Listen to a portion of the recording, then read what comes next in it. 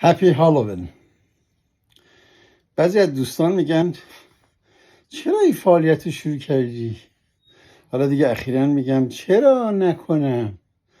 وقتی یه سرمایه گذاری کوچولو میخواد، ریسک نداره، بازنشستگی 3 تا 5 سال داره و از 1000 تا 4000 دلار کمیسیونش هست و وقتش در اختیار خودمه، در سفر و در خواب داره برای من درآمدزایی میکنه، من چی دست میدم؟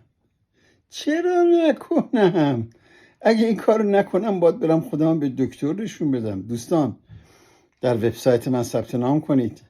من کمکتون میکنم که شما هم دیجیتال مارکتینگ خودتون رو راه اندازی کنید، بیزنس خودتون رو داشته باشید. روز و شبتون خوش هر جای دنیا که هستید. هالووین 2023 هست.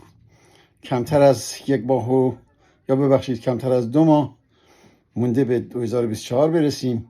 طرح جدید 2024 شما چیه؟ برای بازسازی وضعیت درآمدیتون، برای خودتون و خانوادهتون. روز خوش.